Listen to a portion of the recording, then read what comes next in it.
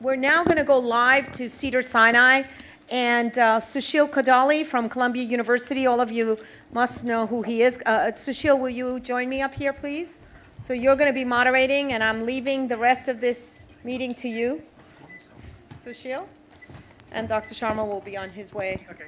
And your wonderful panel. And if we can ask Dr. Grube to come up to the panel as well. And, of course, Dr. Anianu, please. Thank you. Great. Thanks, Roxana. Raj, can you hear us, or we can see you? Can you hear us? Yes. Hi, Sushil. Yes, we can actually hear you. Can you hear us, and can you see us? Perfectly on both counts. So on our panel here, you have right, Vinny Poppet, Eberhard Grube, and Antonio Colombo. And Ani's joining us as well. What a star. Yeah. Okay, fantastic. What a pleasure, and what a star panel. And yes, Superstar Ani's panel, joined us as rather. well. So, okay, lovely. So we'll go ahead and let me go ahead and introduce our team to you. We are all very excited. We want to thank Dr. Sharma and the other organizers for actually inviting us to participate through a live transmission. To my right is Mamu, and then our interventional fellows Sam and Luke. I also have Dr. Wen Cheng and Amir Shah, who are our cardiothoracic surgeons. This is a little bit of a high-risk case. We have Dr. Moody Makar, who's our anesthesiologist. Jen is our nurse. Jen and Ken, actually, they are our nurses here. And Jeremy is our perfusionist. And we have Kaylin, actually, who's in the control room. So very quickly, Luke, let's go ahead and present the case. We don't need the case. Can you see the slides? Yes, we can see the slides. All right, terrific. We can't hear the presentation, though, Raj. Can you turn on the mic, please, Danny? Luke's mic. Thank you. Is this better? That's better. Now we can hear you. Great. So this is a 73-year-old female who came to us with worsening fatigue, intermittent dizziness, and chest pressure. She has comorbidities of hypertension, fibromyalgia, myasthenia gravis, spinal stenosis, which does limit her ambulation somewhat, as well as morbid obesity and a prior sternotomy for a thymectomy. Next slide. For evaluation of her symptoms, she first underwent transthoracic echocardiogram, which demonstrated severe aortic stenosis. She had a normal ejection fraction with normal systolic function of the right and left ventricles, with severely restricted aortic valve leaflet motion and a suggestion of a bicuspid aortic valve. Her mean gradient is 40 millimeters of mercury with a predicted valve area of 0.55 square centimeters and a valve index of 0.3. Next slide.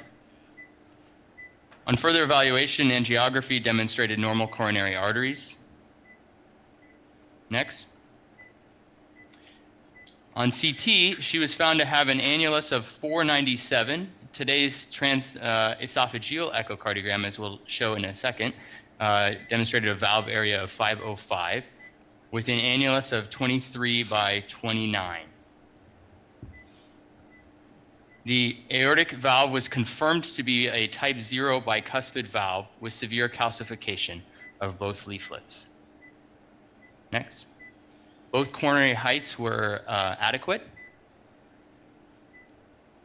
And the aorta was severely angulated with an angle of 77 degrees and enlarged. Next. Carotid anatomy was suitable for the Sentinel device. And not only her ascending, but descending and iliac arteries were tortuous. Okay. Femoral arteries were adequate for femoral access for the TAVR. So in summary, this is a patient with severe aortic stenosis of type 0 congenital bicuspid valve. And we've elected to proceed with a 26 millimeter SAPIEN 3 today. Okay, thanks, Luke. I'm going to ask Moody. Moody, can you go ahead and share your echo findings with us? So we are doing this procedure with TEE, with general anesthesia. We think that this is somewhat of a high risk for aortic root injury, so we want to be on top of things in case that is what actually occurs. So Moody, tell us what your findings are. Yes, so because of the high risk of the nature and the patient is a high risk by her ASA status, we did a TEE, and when we're looking for the baseline echo here, we're looking for a few things. So the first of all, we're looking for the wall motion, any wall motion abnormalities. We're trying to see if the function. So as you can see here, the right ventricular function looks very good. Left ventricular is a hypokinetic little bit at the base of the left ventricle, and that's baseline. And the another interesting finding here is like we see a big, what could be a pericardial effusion, or it could be a pericardial fat that we see here on the anterior right ventricular wall here. So on further examination, we can see that also in a different view here. So we went transgastric here, and we're trying to look for it. We don't see any evidence of an effusion. So, and this is a left ventricular function, and we can see there's not much around the heart with a very thickened pericardium. So that gives us assurance that this is just a fat, is not an effusion from baseline. Next, we paid our attention into the valvular function. We're trying to look what other valvular abnormalities could be happening here. We look at the mitral and tricuspid, they are mild regurg. And then we look for the aortic valve. We paid our attention to the aortic valve. And we're trying to look if there is any AI baseline that could be contributed. As you see here, there is no AI.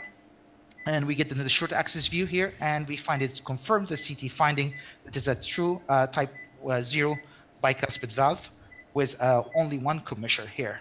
So these are findings. And then when we did the annular assessment measurements, as we hear, we got a 506, which is 21 by 28.6, which kind of confirms also what the CT findings for our patient. Okay, terrific. Thank you so much, Moody. So our plan is to use embolic protection. So one of the features here is a little bit of unfolded aorta. So we are hoping that it is not going to be hard.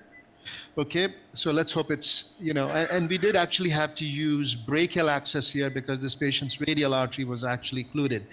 So as you talk, you know, what we will do is we'll advance the Sentinel device and try and deploy this. We can get this out of the way, and then hopefully we can have a little bit further discussion. All right.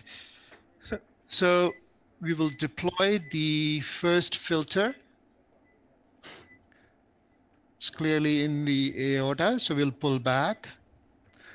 I like to pull back rather than push. This way the filter doesn't invaginate. All right. Okay. So now you can see the fluoro, right? Yeah, we can. We have a little bit of artifact. I think the AV, hopefully the AV team is working on it, but we can see it, So, except half of the screen is a little bit green. oh, really? But I think hopefully the AV team is working on it. It's the I think it might be on our end, but we can still see through it. We can still see through it. Okay. Yeah. So Test, Raj, please. are you using Sentinel in all of your cases?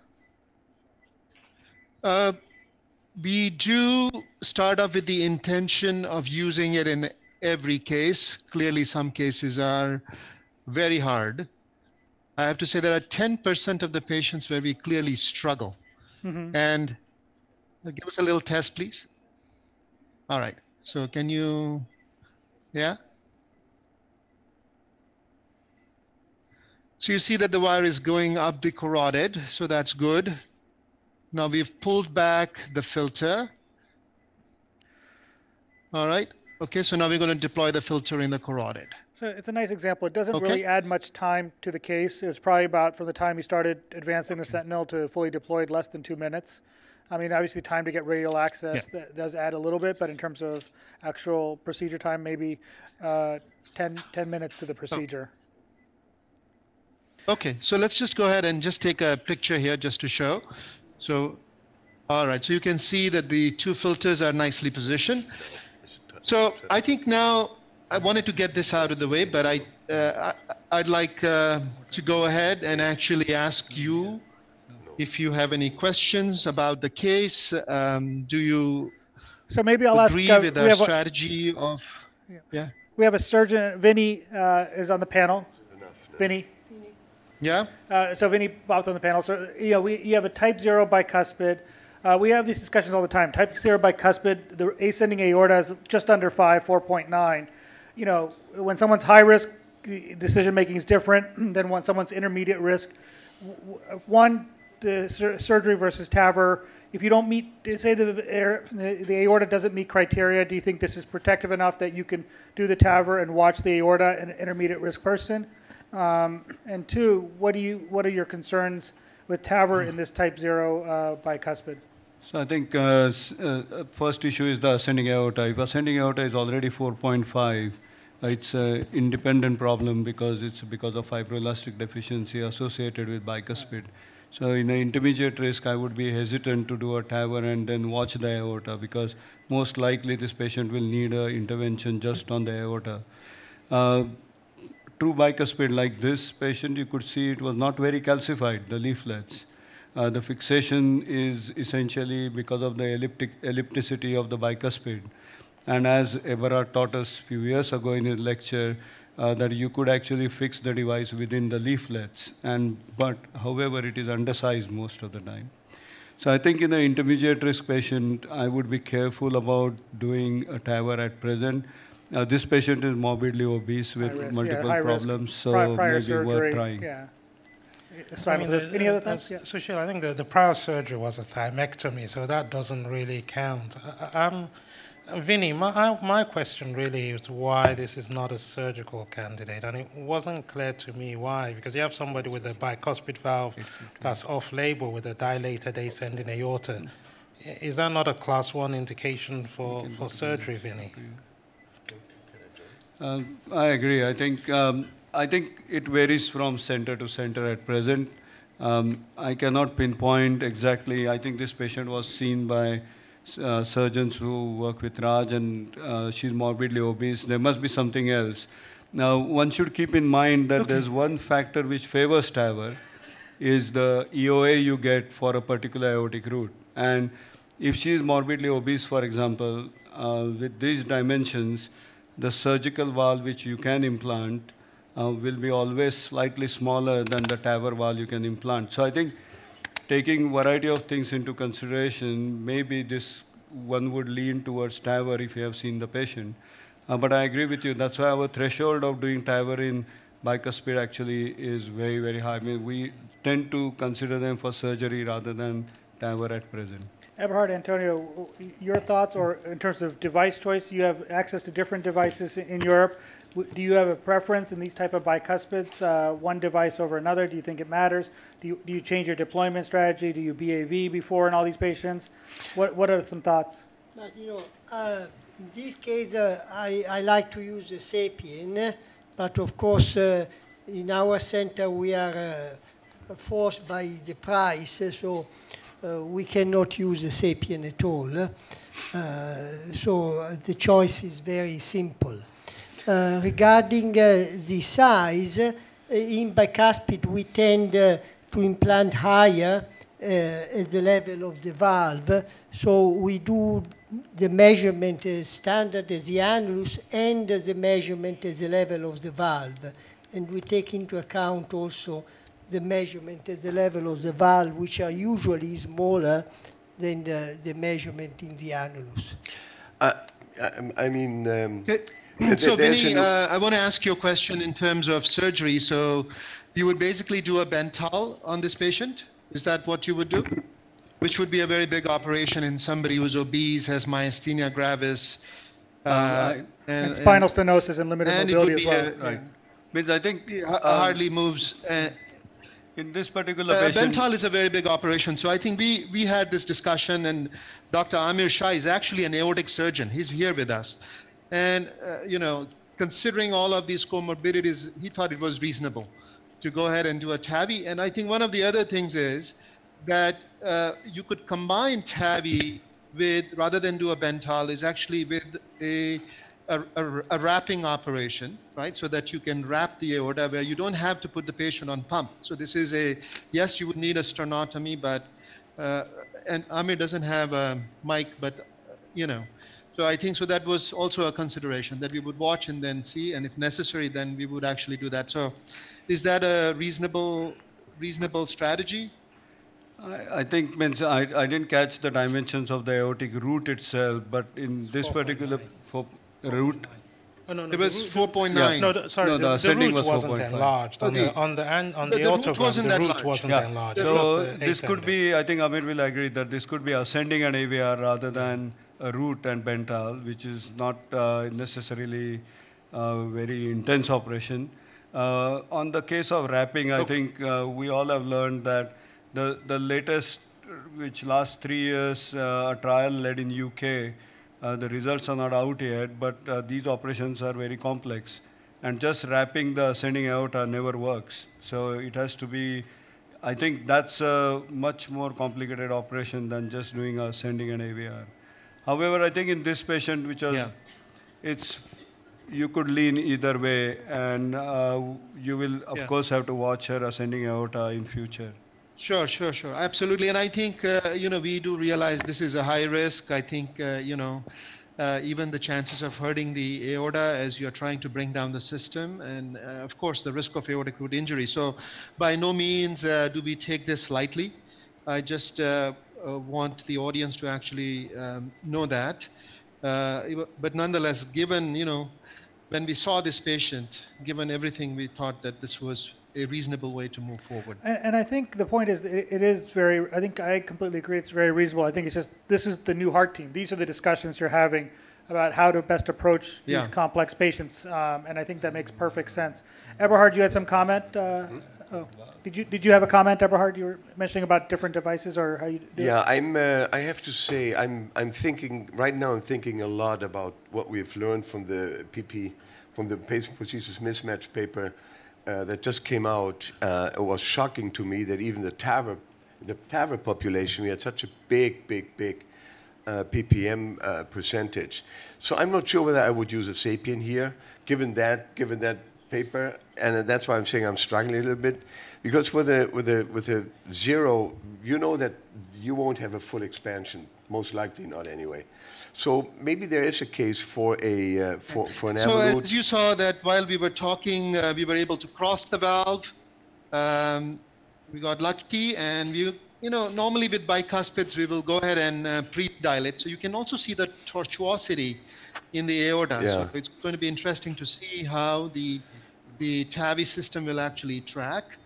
And of course, given the fact that the aortas are dilated, we'll have to be very careful. So here is the balloon. It's a very horizontal aorta. It's horizontal, yeah. We've decided that Well, that's a we case for the dilate. SAPIEN again. So we'll go ahead and pre-dilate. All right. Is it ready? Pacemaker on, please. All right, let's go up. Off, please. Oh, okay. I thought Roger spoke. Let's just. Is this a short balloon? Yeah, 4. that might be the case. All right. Let's just go up again. Ready? Yeah? Pacer on.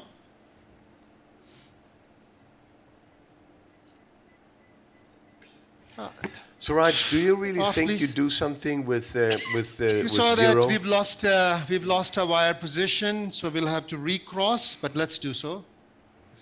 Quickly. Yes, Eberhard? Do you think that you can really achieve something with pre-dilatation in zero? It was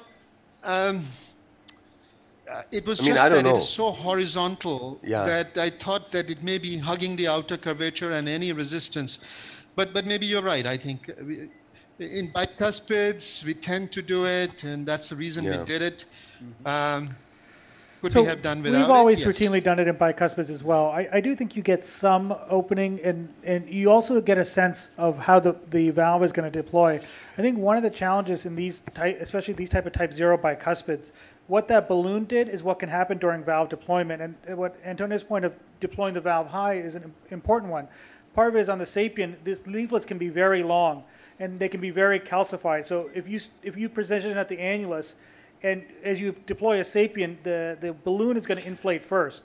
So if you're below the top of the leaflet, because you're positioning the annulus and the leaflet's long, as that balloon engages the leaflet, it's going to push the entire system into the LV like it does with the BAV balloon. It can cause the valve to be positioned low. So when we position it, we basically put the top of the Sapien frame, 1 to 2 millimeters above the top of the leaflet. Because in the end, that's where it's going to anchor. It's that elliptical leaflet. So I think how this balloon behaved is what often happens during valve deployment as well. What do you guys think about these? Yeah, so which is including Raj. What do you think about Danny's approach? Oh, not Danny's, but the approach of making a tri-leaflet out of a bi-leaflet. That's slitting it. Yeah, the sort of basilica procedure of lacerating the leaflet. Yeah. It's intriguing.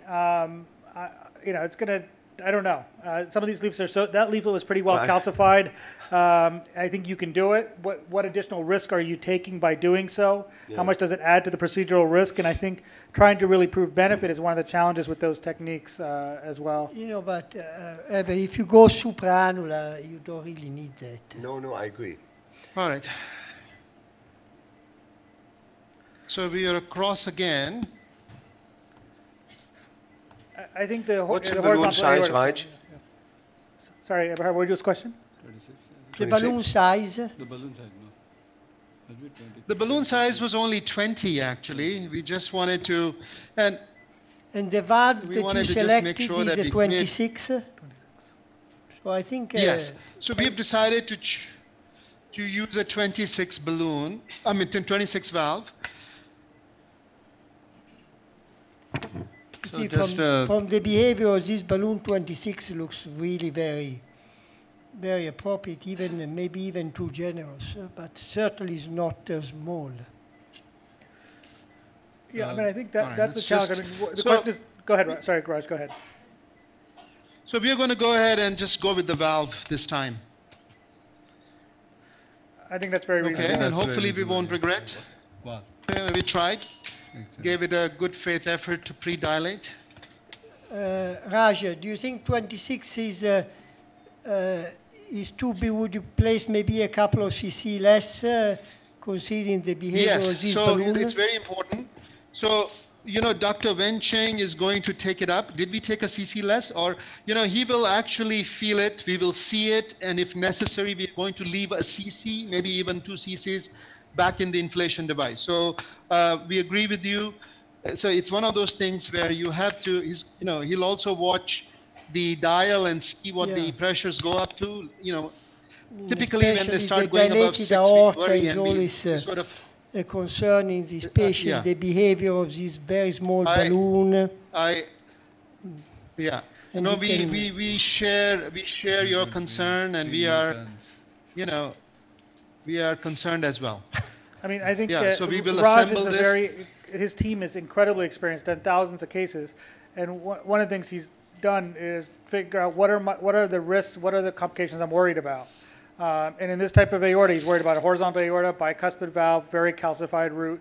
So valve positioning he's thinking about. And then, as he said, that's why he did it with TE guidance potentially in this case, and he's going to do slowly inflate and look at the root as he deploys. He's not going to fully deploy the volume is what he's saying, to try and manage. So if you see a big dog bone and there's not room in the sinus, he's not going to fully deploy, because then you risk root injury. You can always post-dilate. There are some risks, but it's much less risk than rupturing the root on the initial inflation. So I think those are the factors that go in and what we would also do this case asleep with TE guidance. As we go up slowly and look at the root as we go up as well.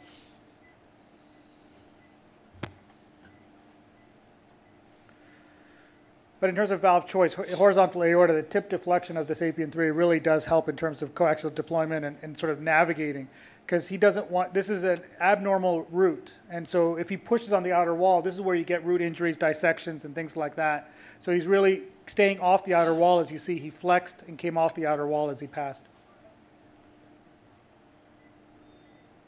Give me a... All right, so we have not crossed the valve yet with the valve. Our tip is across, but I need to we need to advance our pigtail catheter back.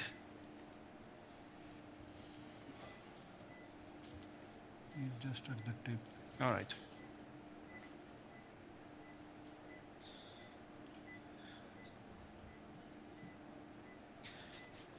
Can you please hold the wire? Yeah. All right, so I don't want to lean too much because, so at times what we do is, as you saw, I just kept the retroflex catheter where it was and just pushed the valve out. So we are not knuckling into the aorta. Did you? Yeah, very nice Did you see demonstration. that? Yep. So he held the flex catheter and just pushed the inner catheter. So the flex catheter provides support for him to push rather than pushing against the aorta from the groin. Okay, so I think we need to come up a little bit. We want to have a high deployment because, all right.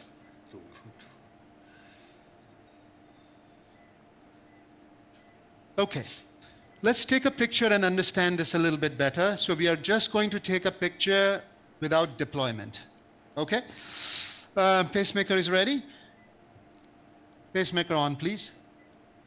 Okay, in check, please. Off, please. All right. Okay, Moody, can you look at your TE and tell us if that position is reasonable? And I want to ask the panel too what they think. I like Get it. here, the echo. Trying to find the. Is the top of the frame at the top of the leaflet? That's what we're trying to look right now. I mean, It seems so, yeah. yeah. Okay. I think that's key, and I think your 2 millimeter, which for the audience, the valve is actually about 2 millimeters higher than you would look based on the marker, because as you can see, it's sort of come back on the balloon a little bit, so it's a little bit higher than you would assess based on the markers. Yeah. So you're Okay. about, Yeah, so that's a very important thing. It's important to look at the valve and not just the markers, yeah? It's not Okay, so perfectly centered. give us a test, please, again. Okay. All right. Okay, so I think we'll do it here if you guys agree. agree, looks good. Yeah, Yes, that's please. Okay. Okay. Is this our view? This is our view, right, guys? Okay. I mean, it's not as clear as normally with tricuspid valves, but I think this is what we have to work with. All right. So we'll go a little bit slow, right, Wen? Yep. Okay. Okay, are we ready? Pacemaker on, please. Inject, please. Yeah, let's go up, up, up, up. I'm pushing it down. Okay. Down. Off, please. All right. Can you show us? You left 2 cc's. Okay, so Wen just told me that he left 2 cc's. Okay, so we're going to, gently come back. Looking at the valve here. Okay, so let's just sit here for a moment. Let's focus just on the PV leak to see, because I think coming around with the system is not that easy. But it seems like we've landed this at 0, which is where I'd want it to be. Yeah. Maybe just a tiny bit below that. For bicuspid, There is is a appropriate. small amount of You PVL get on a the little posterior bit, wall here. concern when it's so high, but I think that's the appropriate position. Yeah. So you think, all right, how much, this is a tiny leak So far though, it's so that's only, along it's the only wire. From the center from the catheter itself. And we don't see any PVL at all. Coming all the way from the lateral side, coming back to the small jet here. Okay, so I think the question is, are we a little high? I mean, in type 0 bicuspid, you could afford to be high since the fixation is all at the level of the orifice. Yeah, but which is fine. I mean. So to the point earlier, how circular, Moody, how circular do you think the valve is? Does it, Does it look pretty circular it looks there? very nice, expanded. And how are the leaflet yeah, function? We'll show you The leaflets are opening leaflets well, are closing moving very well? opening very well, and the leaflet function is very good. And we're trying to look for any leak from the short axis view here. Yeah.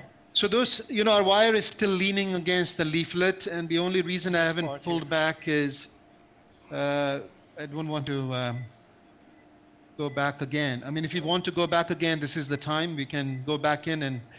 I think it's looking very good deployment here. Okay. And this is you can see here the Mercedes sign is very nice. I don't see any leak on the... No, I think it looks good. And I think this is, for me, this is one of the key factors. I think, especially in the type zeros, at least my experience, they tend to become circular because if there's room in the root, those leaflets can push away and become circular. Sometimes in the type 1s with a small root is where you sometimes stay a little bit elliptical. And one of the challenges if you stay elliptical, especially in an interannular valve, you can get one of the leaflets not functioning normally. So we look at that, and if we've left volume, sometimes we've post-dilated gently to try and see if we can get a little bit more circular to get normal leaflet function. Here the leaflets look good, the valve is opening well, there's minimal leak, so I think it's a great result. Would you have done anything? I would have done the same even if it was type 1. Would you have done anything different? No, I would do exactly the same. I think, but I'm a little bit more cautious personally. I know we keep having this discussion at our own institution. The really calcified type 1s with the root is the anatomy that I worry about the most. These type 0s with the large sinus, I think we've generally had more room and gotten very circular. Some of these type 1s I've worried about more. But I would do the same way, though. But this is one of the values of Yeah, so we BLE. are actually, we've looked at the CTs, and you're absolutely right, that the type 0s, which account for only about 12% of the sample size of almost 1,000 CTs that we've looked at, actually tend to circularize a lot better. Yeah. So, yeah. Because there's just room to expand. It's that calcified raphe that prevents you, because that raphe is the problem. It can't go anywhere when you have that room. So, Okay. Can you look at the hemodynamics there, Sushil? Oh, yeah, now we can see it. Yep. Can you show the hemodynamics, please? Very nice result. We can see them, Raj. All right. It's impressive. Okay. Do you do a root shot in all these patients, Raj, or no? We tend not to. I think we should. Oh, you do? Okay, go ahead. So we have to wrap up in a couple let's minutes just do here, it and see. but it's a great demonstration. Yeah? Okay. So let's go ahead and take a picture, please. Can we get the Flora big screen again, please? Thank you. All right. Very nice. In Okay, type I'm going 1, to quickly go ahead and remove the filter. So Raj, we'll let you finish up, but that's an excellent demonstration. I think we have to wrap up here, but that's a beautiful demonstration. Any closing comments, Raj? I want to thank your team for It's a pleasure. Wonderful demonstration. Thank you. Thank you. It was a pleasure.